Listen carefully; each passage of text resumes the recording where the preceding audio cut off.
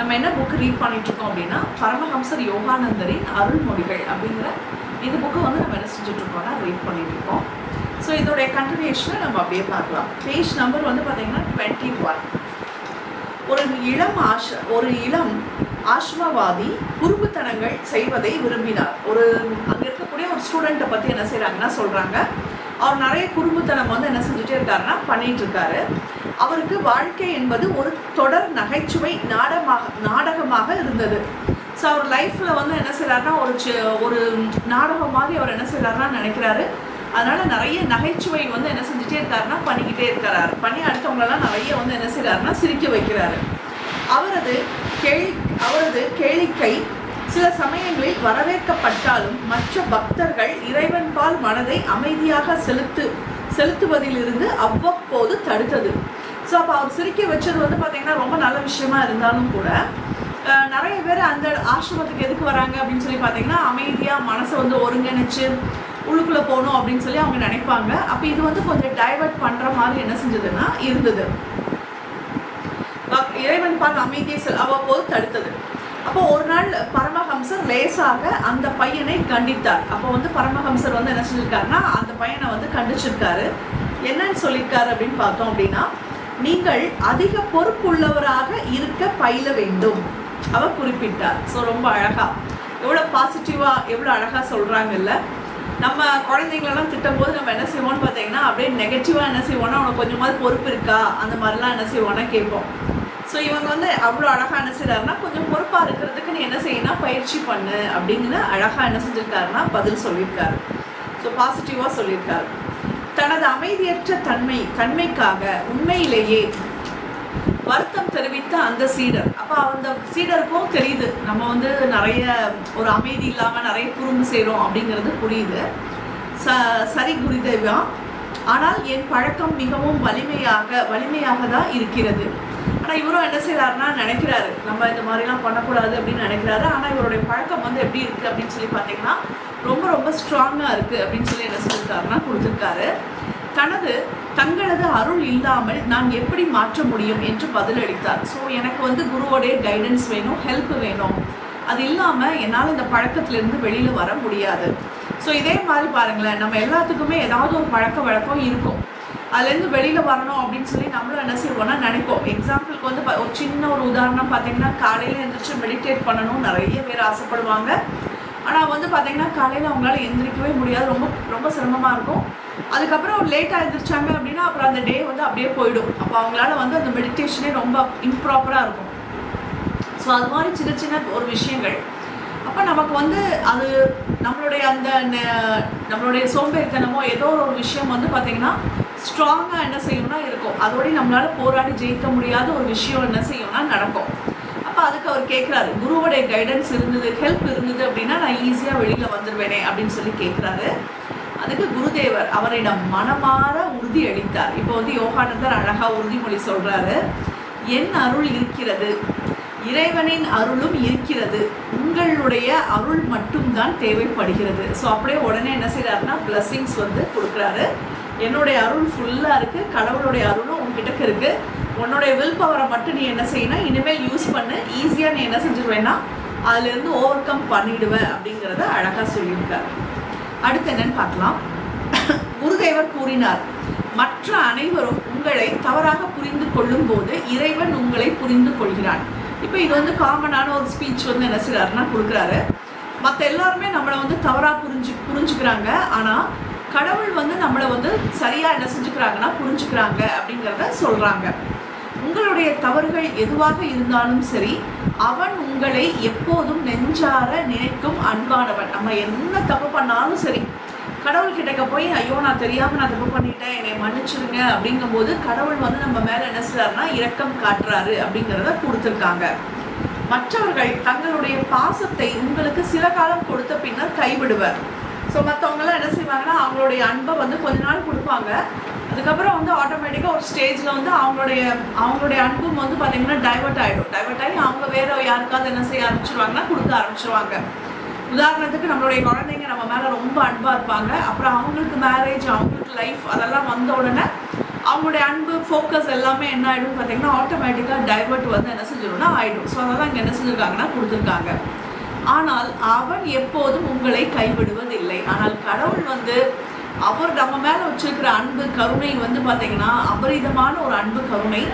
அவர் என்னைக்குமே நம்மளை வந்து என்ன செய்ய மாட்டாங்கன்னா கைவிடவே மாட்டாங்க. நம்ம ஏதாவது ஒரு சின்னதாக ஒரு விஷயம் வந்து என்ன செஞ்சுட்டு இருப்போம்னா பிரார்த்தனை பண்ணிட்டு இருப்போம். ஆனால் அது வந்து பார்த்தீங்கன்னா அவ்வளோ அழகாக என்ன செய்வாங்கன்னா அதை வந்து கேர் எடுத்து நடத்தி வந்து என்ன செய்வாங்கன்னா கொடுப்பாங்க. எண்ணற்ற வழிகளில் இறைவன் நாள்தோறும் உங்கள் அன்பை நாடிக்கொண்டு இருக்கிறான். ஸோ நிறைய வழிகளில் இறைவன் வந்து நம்மளுடைய அன்பை வந்து என்ன செஞ்சுட்டு இருக்காங்கன்னா வாங்கிட்டு தான் என்ன செய்கிறாங்கன்னா இருக்கிறாங்க. நம்ம எப்படி இறைவனை போய் ரீச் ஆகும் அப்படின்னு சொல்லி பார்த்தோம் அப்படின்னா இதில் நம்மளுடைய மாஸ்டர் வந்து அழகாக கொடுத்துருப்பாங்க.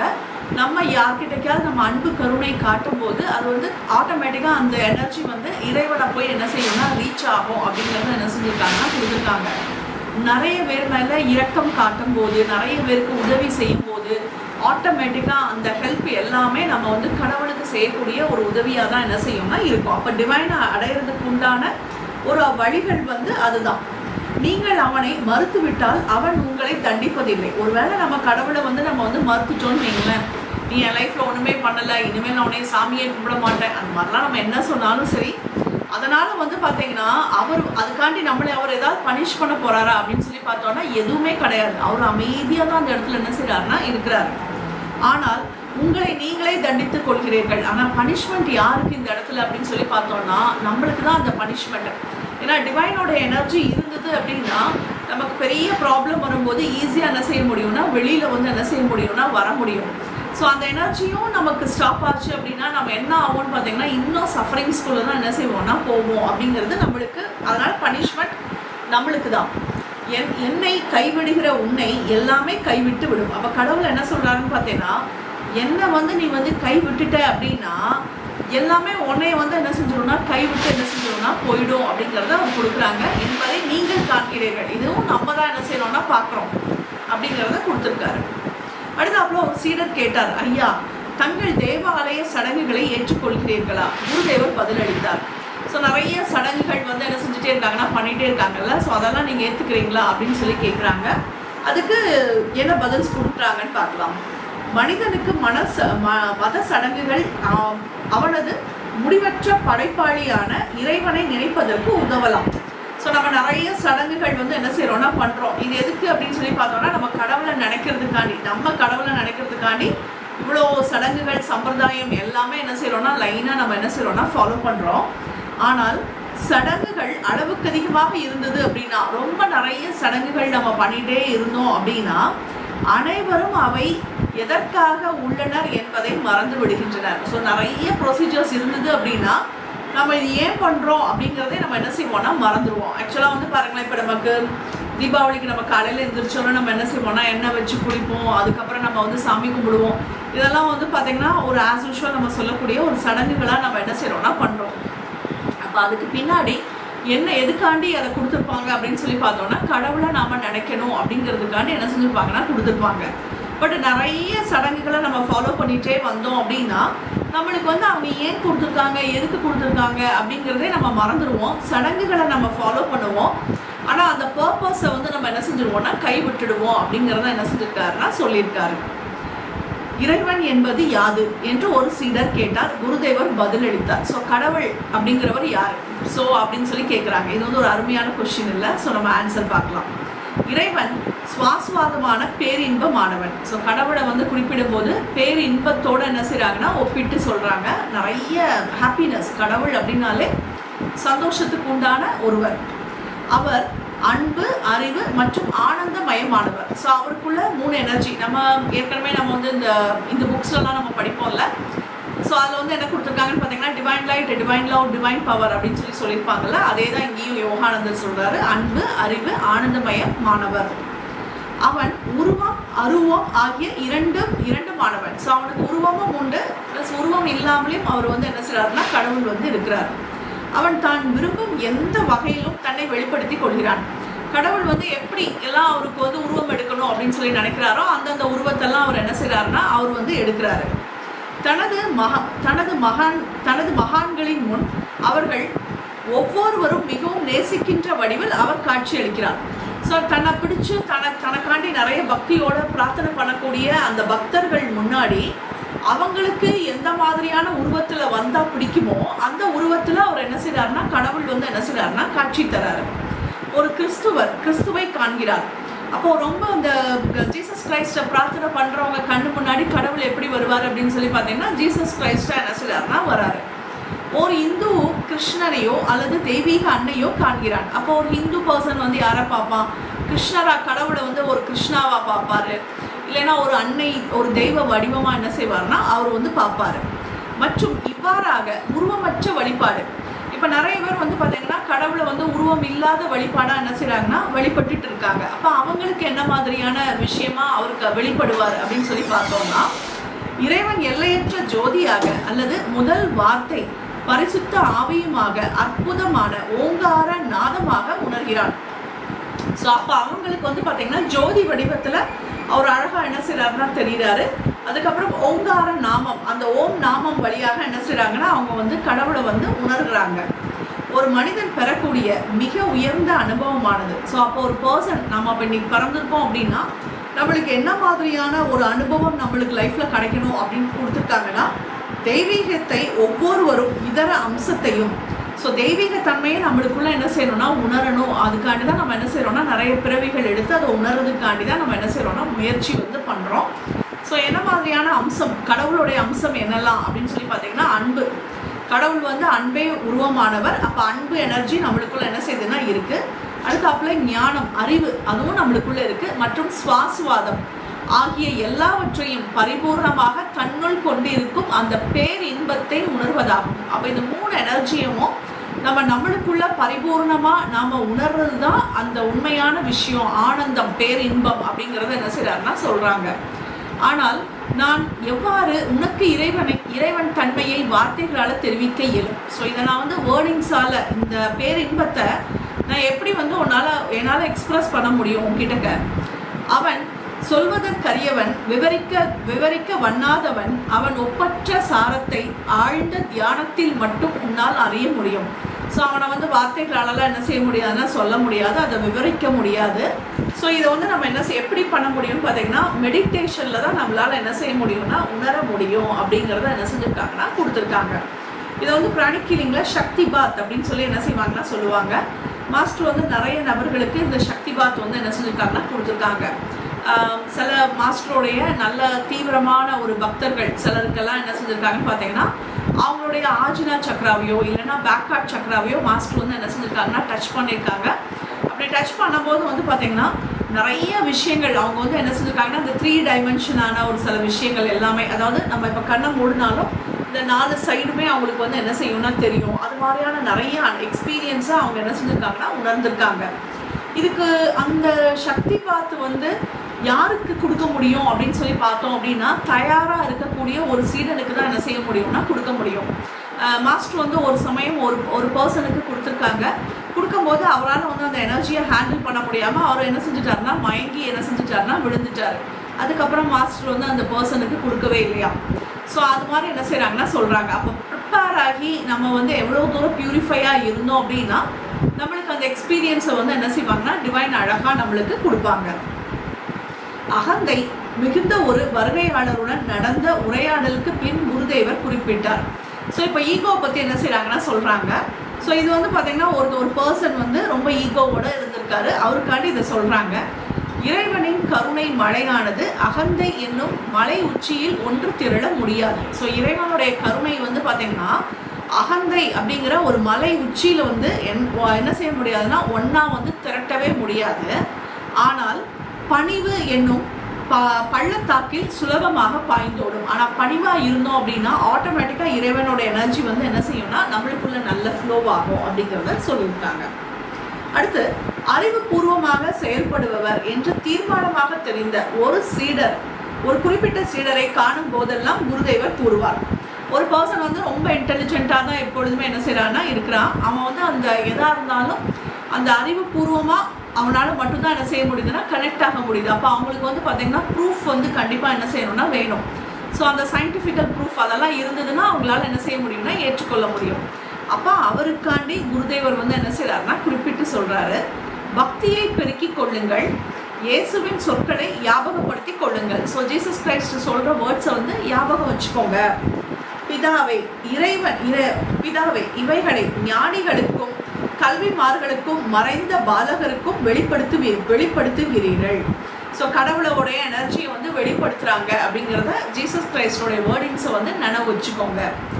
அந்த சீடர் 1951ஆம் ஆண்டு கிறிஸ்மஸுக்கு சற்று முன்னர் குருதேவரை அவருடைய பாலைவன ஏகாந்த ஆசிரமத்தில் சந்தித்தார். ஸோ அப்போ அந்த குருதேவர் வந்து பார்த்தீங்கன்னா ஒரு ஆசிரமத்தில் யோகானந்தரை பார்க்குறாரு. அப்போ வந்து பார்த்தீங்கன்னா யோகானந்தர் என்ன பண்ணிட்டு இருக்காருன்னு பார்த்தோம்னா, ஒரு மேஜையின் மேல் பரிசுகளை அளிப்பதற்காக சில விளையாட்டு பொருட்கள் வைக்கப்பட்டிருந்தன. பரமஹம்சர் ஒரு குழந்தை போன்ற ஆர்வத்தோடு அவற்றோடு சிறிது நேரம் விளையாடிய பிறகு, ஸோ அப்போ பரமஹம்சர் என்ன பண்ணிட்டு இருக்காரு அப்படின்னு சொல்லி பார்த்தீங்கன்னா, கொஞ்சம் விளையாட்டு சாமானெல்லாம் அந்த டேபிள் மேலே வச்சுருக்காங்க. அந்த விளையாட்டு சாமானெல்லாம் வச்சு அவர் வந்து என்ன செஞ்சுட்டு இருக்காருன்னா விளையாண்டுட்டு இருந்திருக்காரு. கொஞ்ச நேரம் விளையாண்டதுக்கு அப்புறமா அவர் வந்து அந்த இளைஞரை வந்து என்ன செஞ்சிருக்காருன்னா பார்த்துருக்காரு. பார்த்து அவர் கேட்குறாரு, இதெல்லாம் உனக்கு பிடிச்சிருக்கா அப்படின்னு சொல்லி கேட்குறாரு. அந்த சீடர் தன்னுடைய வியப்பிலிருந்து விடுபட இன்னும் முயற்சி செய்து கொண்டிருந்தார். அந்த சீடருக்கு வந்து ரொம்ப ஷாக் ஆயிடுச்சு. என்னடா நம்மளை வந்து சின்ன குழந்தையாட்டு இப்படி கேட்குறாங்களே அப்படின்னு சொல்லி நினைக்கிறாரு. ஆனால் சிரித்து கொண்டே அவர் மிகவும் நன்றாக இருக்கின்றனர் ஐயா என்றார். அப்போ அவர் என்ன பதில் சொல்லியிருக்காருன்னு பார்த்தீங்கன்னா, எல்லாமே ரொம்ப அழகாக இருக்குது அப்படின்னு சொல்லியிருக்காரு. குருதேவர் புன்சிரிப்புடன் மேற்கோள் காட்டினார். இப்போ வந்து குருதேவர் வந்து அவருக்கு உண்டான விஷயத்தை அவர் ஹைலைட் பண்ணி காட்டுறாரு. சிறு பிள்ளைகளை என்னிடம் வருவதற்கு இடம் கொடுங்கள், இறைவனின் ராஜ்யம் அப்படிப்பட்டவர்கள் உடையது. அப்போ சின்ன குழந்தை, அதாவது குழந்தைத்தனமாக இருக்கிறவங்களால ஈஸியாக என்ன செய்ய முடியும்னா கடவுளை வந்து என்ன செய்ய முடியும்னா அடைய முடியும். ரொம்ப அறிவுபூர்வமாக நீங்கள் வந்து யோசிச்சு நிறைய ப்ரூஃப் அதெல்லாம் கேட்டுட்டு இருந்தீங்க அப்படின்னா கடவுளை அடையிறதுக்கு ரொம்ப டஃப்பாக இருக்கும் அப்படிங்கிறத என்ன செஞ்சுருக்காருன்னா அந்த பையனுக்கு அப்படியே அழகாக உணர்த்தியிருக்காரு. ஸோ இன்றைக்கி நம்ம இதோடய என்ன செஞ்சுக்கலாம்னா முடிச்சுக்கலாம். நம்ம வந்து இன்றைக்கி வந்து ஒரு கிரேட் இன்வெகேஷன் மூலமாக மெடிடேஷன் பண்ணிக்கலாம். ஸோ ஃபஸ்ட்டு கிரேட் இன்வெகேஷன் வேர்ல்டுக்காண்டி பண்ணிக்கலாம். ரெண்டாவது கிரேட் இன்வெகேஷனில் நம்ம இன்றைக்கி என்ன பண்ண போகிறோம்னு பார்த்திங்கன்னா, நம்மளுடைய கான்ஷியஸை வந்து நல்லா என்ன செய்ய போகிறோம்னா விரிவடைய போகிறோம். இது எப்படி பண்ண போகிறோம் அப்படின்னு சொல்லி பார்த்தீங்கன்னா, இது வந்து பாண்டிச்சேரி அன்னை அவங்களுடைய புக்கில் இருக்கக்கூடிய ஒரு டெக்னிக் தான் நம்ம என்ன செய்ய போகிறோம்னா ஃபாலோ பண்ண போகிறோம். இதில் ஃபஸ்ட்டு பேராகிராஃப்க்கு நம்ம என்ன செய்ய போகிறோம்னு பார்த்தீங்கன்னா, நல்ல ஸ்கைக்கு வந்து என்ன செய்ய போகிறோம்னா போக போகிறோம். ரெண்டாவது பேராகிராஃபில் வந்து என்ன செய்ய போகிறோம்னு பார்த்தீங்கன்னா, அந்த ஸ்கை அளவுக்கு நம்மளை வந்து பறந்து விரிகிற மாதிரி உருவகப்படுத்த சொல்கிறாங்க. எந்த அளவுக்கு நம்மளால் எக்ஸ்பேண்ட் பண்ண முடியுமோ அந்த பறந்த ஸ்கை ஃபுல்லாகவே நம்மளை வந்து என்ன செய்ய சொல்கிறாங்கன்னா நல்லா எக்ஸ்பேண்ட் ஆக சொல்கிறாங்க. ஸோ அந்த மாதிரி நம்ம எக்ஸ்பேண்ட் ஆகி நம்ம பழகணும் அப்படின்னா, நமக்கு அங்கேருந்து நம்மளை இங்கே பார்க்கும்போது நமக்கு வந்து எப்படி இருப்போம்னு பார்த்தீங்கன்னா ஒரு டாட்டாக தான் என்ன செய்வோம்னா இருப்போம். அப்போ வந்து ஒரு பெரிய ஒரு நம்மளுடைய ப்ராப்ளம்ஸ் எல்லாம் ஒரு பெரிய விஷயமா என்ன செய்யாதுன்னா இருக்காது. ஸோ நம்மளுடைய உணர்வு நிலையை நம்ம என்ன செய்கிறோம்னா ரெண்டாவது பேராகிராஃபில் விரிவடைகிறோம். மூணாவது பேராகிராஃபில் அந்த ஸ்டேஜில் போயிட்டு நம்மளுக்கு என்ன விஷஸ் இருக்கோ அந்த விஷஸை வந்து நம்ம என்ன செய்கிறோம்னா நினைக்கிறோம். தேர்ட் பேராகிராஃப்க்கு அப்படியே நம்ம அழகாக நம்ம அப்படியே சுருங்கி நம்மளுக்குள்ளே நம்ம என்ன செய்கிறோம்னா வரோம். ஃபிஃப்த்துக்கு நம்மளை சுற்றி ஒரு ப்ரொடெக்ஷன் ஷீல்டு வந்து போட்டுக்கிறோம். ஸோ கண்களை முடிக்கலாம், ஸ்பைனல் ஸ்ட்ரெயிட் வச்சுக்கலாம், மெதுவாக இன்ஹேல் பண்ணிக்கலாம், மெதுவாக ஃபஸ்ட்டு வந்து வேர்ல்டுக்காண்டி பண்ணிக்கலாம். From the point of light within the mind of God, let light stream forth into the mind of every person, every being. Let light descend on the earth. From the point of love within the heart of God, let love stream forth into the heart of every person, every being. May the great spiritual teacher return to earth. From the center where the will of God is known, let purpose guide the will of every person, every being. The purpose which the Holy Master known and serve. From the center which we call the human race, let the plan of love and light work out and make seal the door where evil dwell. Let light, love and power restore the divine plan on earth. So be it, so be it, so be it. நமக்காண்டி பண்ணிக்கலாம். From the point of light within the mind of God, let light stream forth in the mind of every person, every being. Let light descend on the earth. நல்ல பிரபஞ்சத்திலிருந்து நல்ல தெய்வீக ஒளியானது மெதுவாக மெதுவாக நம்மளுடைய crown சக்ராக்குள்ள நல்ல வேறு ஊற்றி இறங்குகிறது. இப்போ நம்மளுக்குள்ள அந்த ஒளி உள்ள இறங்க இறங்க நம்மளுக்குள்ள ஒரு தணல் ஆட்டம் ஒரு எனர்ஜி வரதை நம்ம அப்படியே பார்க்கலாம். இப்போ அந்த தணல் வழியாக நம்ம அப்படியே என்ன செய்யலாம்னா ட்ராவல் பண்ணுறோம். அப்படியே நம்மளை நாமே நம்ம அப்படியே பார்க்குறோம். இப்போ வீட்டோட மொட்டை மாடியை நம்ம இப்போ அப்படியே பார்க்குறோம்.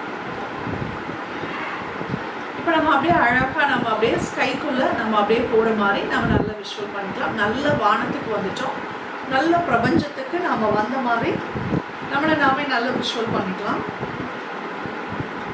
From the point of love within the heart of God, let love stream forth into the heart of every person, every being. May the great spiritual teacher return to earth. நல்ல பிரபஞ்சத்திலிருந்து கடவுளுடைய அன்பு சக்தியானது மெதுவாக மெதுவாக நம்மளுடைய கிரவுன் சக்கராக்குள்ள நல்ல வேரூன்றி இறங்குகிறது.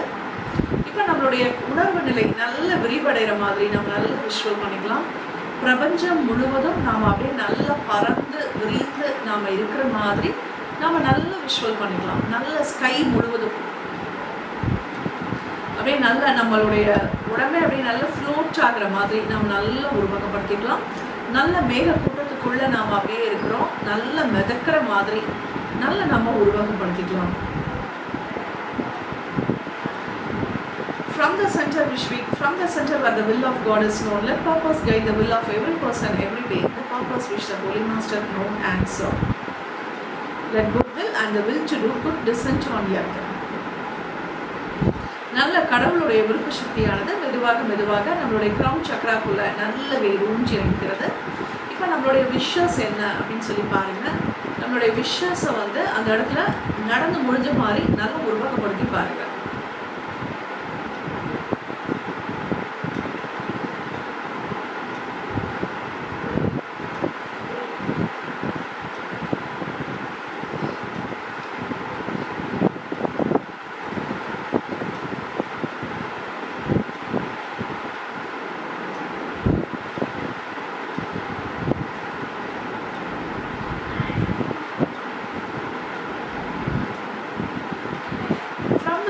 Which we call the human race with the plan of love and light to report and make seal the door where evil dwell. நல்ல கடவுளுடைய விருப்ப சக்தியானது மெதுவாக மெதுவாக நம்மளுடைய கிரவுன் சக்கராக்குள்ள நல்ல வேறு ஊன்றி இறங்குகிறது. இப்போ நம்ம அப்படியே கொஞ்சம் கொஞ்சமா அப்படியே சுருங்குற மாதிரி நம்ம நல்ல விஷுவல் பண்ணிக்கலாம். இப்போ நம்ம அப்படியே வந்து ஸ்கையிலிருந்து நம்ம மெதுவாக மெதுவாக அந்த டனல் வழியாகவே நம்ம அப்படியே ட்ராவல் பண்ணி வீட்டோட மொட்டை மாடிக்கு வரோம். அப்படியே நம்மளுடைய ரூமுக்கு வரும்.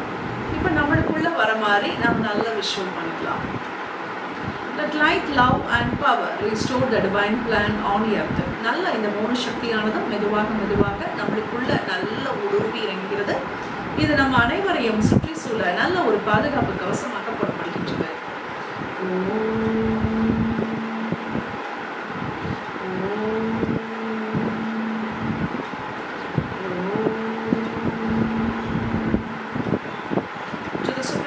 Divine Father and Mother, thank you for your priceless blessings. To Grandmaster Chokoshi, to Mahal Guruji Manili, to all the great ones, Holy Gurus, Holy Masters, Saint, Archangel, Holy Angel, and Spiritual Member. Thank you for your priceless blessings. For the deeper understanding of this session, thank you, even from faith. With the Divine Blue Control, with the Divine Sun.